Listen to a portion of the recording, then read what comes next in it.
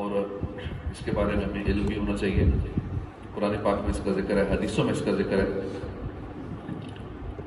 اور بہت سارے لوگ اس بیماری کا شکار ہوتے ہیں لیکن پتہ ہی نہیں ہوتا کہ یہ بھی کوئی بیماری ہے اور اس کے علامات کیا کیا ہیں، اس کا علاج کیا ہے، تعریف کیا ہے. قرآن پاک میں مداحنت کا ذکر ہے.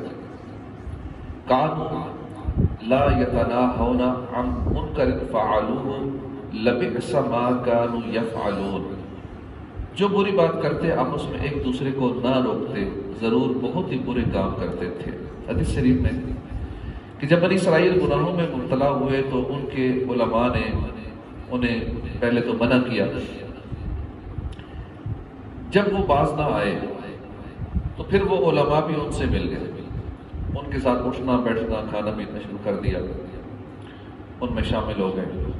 ان کی اسی نافرمانی اور سرکشی کا یہ نتیجہ ہوا کہ اللہ پاک نے حضرت داؤد اور حضرت عیسیٰ علیہ السلام کی زبان سے ان پر لعنت اتاری.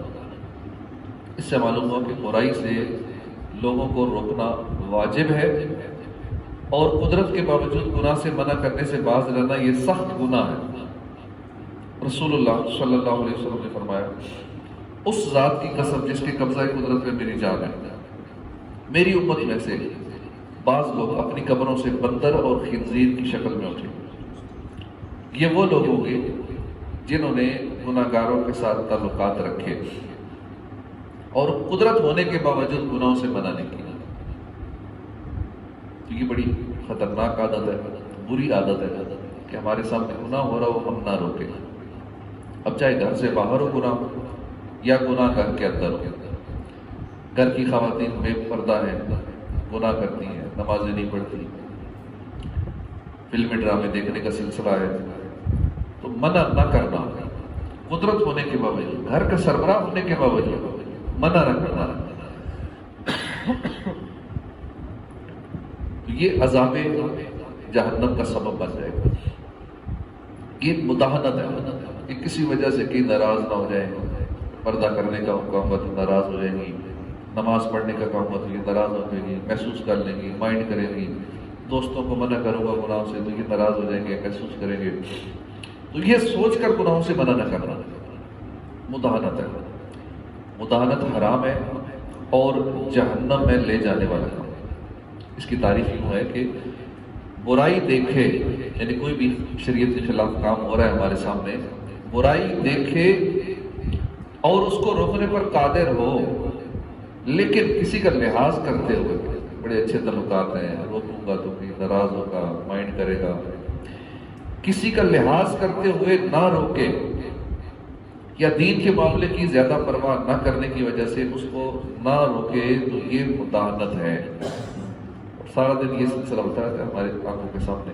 کئیوں کو ہم نہیں روکتے کسی وجہ سے، چاہے کوئی بھی وجہ ہو، تو یہ مداحنت ہے، جہنم میں لے جانے والا کام. اگر غالب گمان یہ ہے کہ یہ ان سے کہے گا، یعنی جو خلاف شرع کام کر رہے ہیں ان سے کہے گا تو اس کی بات مان لیں گے اور بری بات سے باز آ جائیں گے، تو یہ واجب ہے، یعنی نیکی کی دعوت دینا واجب ہے، برائی سے باز رہنا جائز نہیں ہے. اور اگر گمان میں غالب یہ ہے کہ وہ طرح طرح کی تہمت باندھیں گے، گالیاں دیں گے، یا معلوم ہے کہ وہ اسے ماریں گے، کہ ہم کسی کو گناہ سے روکیں گے تو اگلا مارے گا اور یہ صبر نہ کر سکے گا، یا اس کی وجہ سے فتنہ فساد پیدا ہوگا، آپس میں لڑائی ٹھک جائے گی، تو ترک کرنا افضل ہے. جو برائی روکنے پر قادر نہ ہو اسے چاہیے کہ برائی کو کم از کم دل میں ضرور برا جانے. مداحنت کے اسباب کیا کیا ہیں؟ جہالت کی وجہ سے مداحنت ہوتی ہے کہ ہمیں اس کا مسئلہ پتہ نہیں ہوتا، اس لیے ہم کسی کو روکتے نہیں ہیں. یا پھر لالچ ہوتی ہے، مال کی لالچ ہے. مثلا کسی سیٹ صاحب یا امیر آدمی کی جانب سے نذرانے آتے ہیں، کوئی امیر آدمی خدمت کرتا رہتا ہے، تو اسے گناہ کرتے دیکھ کر قدرت کے باوجود صرف اس لیے منع نہ کرنا کہ اگر منع کر دیا تو یہ امیر آدمی محسوس کرے گا اب جو یہ خدمت کر رہا ہے، نذرانے دے رہا ہے، تحفے دے رہا ہے، یہ آنا بند ہو جائیں گے، اس لیے گناہ سے اسے نہ روکنا، اس کی امیری کی وجہ سے یا اس کے عہدے کی وجہ سے. مروت کی وجہ سے بھی گناہ سے نہیں روکتے. ذاتی دوستی ہوتی ہے، یا کسی اور وجہ سے برائی کرنے والے کا لحاظ کرتے ہوئے قدرت کے باوجود برائی سے منع نہیں کیا جاتا، مروت بھی یہ آڑے آ جاتی ہے اور جہنم میں جانے کا سبب بن جاتی ہے۔ سستی کی وجہ سے بھی نہیں روکتے، چلو چھوڑو رہنے دو، گاڑی میں گانے چل رہے ہیں، ہم گاڑی میں سفر کر رہے ہیں تو سستی کی وجہ سے ٹھیک ہے چلتے رہے گانے، میں کیا کروں، لگے رہے بھائی، گناہ ہو رہا ہے ہمارے سامنے، باقی لوگ بھی گانے سن رہے ہیں، گناہ میں مبتلا ہو رہے ہیں، اب منع کرنے میں کیا حرج ہے؟ بری صحبت، دنیاوی اغراض و مقاصد، جیسے بعض دفعہ کسی حکومتی عہدیدار یا کسی بڑی شخصیت سے ذاتی کام نکلوانا ہے، اس کے ذریعے بیٹے کی نوکری لگوانی، یا کوئی اور 100 کام ہوتے ہیں سیاسیوں سے،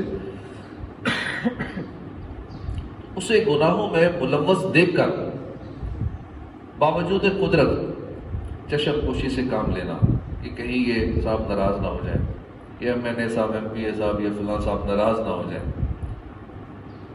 تو یہ مداحنت ہے۔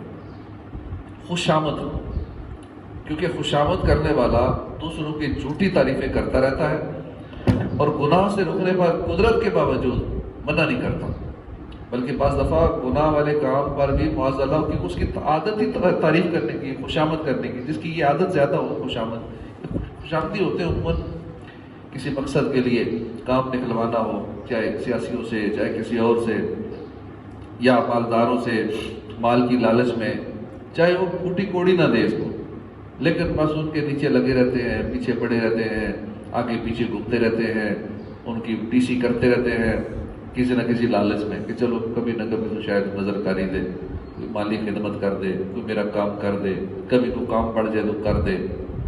تو اس طرح خوشامدی لوگ جو ہیں یہ بڑے خطرناک ہوتے ہیں۔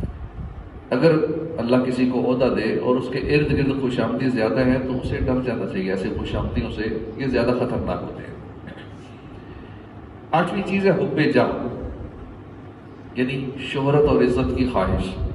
ایسا شخص شہرت اور عزت میں کمی آنے کے خوف سے مداحنت میں مبتلا ہو جاتا ہے۔ مداحنت سے بچنے کے طریقے، بزرگوں کے واقعات پڑھیے اور دیکھیے کہ وہ حضرات نیکی کی دعوت دینے، برائی سے منع کرنے میں کسی ملامت کرنے والے کی ملامت کی پرواہ نہیں کرتے تھے۔ انشاءاللہ نیکی کی دعوت دینے، برائی سے منع کرنے کا جذبہ پیدا ہوگا جب ہم بزرگوں کے واقعات پڑھیں گے کہ کس طرح یہ نڈر لوگ تھے، اللہ والے، نہیں دیکھتے تھے سامنے والا کون ہے، وقت کا بادشاہ ہے یا کون ہے، نیکی کی دعوت دیتے تھے، برائی سے منع کرتے تھے۔ نیکی کی دعوت دینے اور برائی سے منع کرنے کے فضائل اور فوائد اور اس کا ترک کر دینے کے نقصانات کا مطالعہ کیجیے اور اس کے احکام و مسائل بھی سیکھ لیجیے۔ قناعت اختیار کیجیے، دوسروں کی جیب پر نظر رکھنے کے بجائے توکل اختیار کیجیے۔ جس کو یہ قناعت کی دولت مل جاتی ہے، جس کی نظر دوسروں کی جیبوں پر نہیں ہوتی، اللہ کی ذات پر توکل ہوتا ہے، وہ بندہ مداحنت سے بچ سکتا ہے۔ اسے پرواہ ہی نہیں ہے، مجھے کیا ضرورت ہے کسی کی ٹیسی کرنے کی، مجھے کخ نہ دے گے، پہلے دے کیا رہا ہے، دے بھی تو نہ دے گے، مجھے ضرورت نہیں ہے اس کی، مجھے میرا رب دینے والا ہے۔ تو توکل اور قناعت بھی اختیار کرے، جو اللہ نے دیا ہے اسی میں خوش رہے، اسی میں گزارا کرے، ٹھیک ہے، زیادہ دولت نہیں چاہیے، تھوڑی ہو، عزت سے ہو۔ قیامت کی ہولناکیوں اور جہنم کے خوفناک عذابات کا مطالعہ کیجیے اور اپنے نازک بدن پر غور کیجیے کہ مداحنت کے سبب ان میں سے کوئی عذاب ہم پر مسلط کر دیا گیا تو ہمارا کیا بنے گا۔ نیکی کی دعوت کے مدنی کام میں مصروف رہے تو انشاءاللہ مداحنت سے بچنے میں کوئی صورت ایسی بن جائے گی، کامیاب ہو جائے گا۔ اچھے ماحول سے وابستہ رہے، دینی کاموں میں مصروف رہے، اللہ کی راہ میں مدنی قافلوں میں سفر کرتا رہے، نیکی کی دعوت دینے اور برائی سے منع کرنے کی انشاءاللہ عادت پڑے گی اور اس کا عملی طریقہ بھی آ جائے گا۔ تو یہ مداحنت سے، اس کبیرہ گناہ سے بچنے کی چند ایک صورتیں ہیں۔ اللہ پاک ہمیں اس گناہ سے بچائے، آمین بجاہ نبی الامین صلی اللہ تعالی علیہ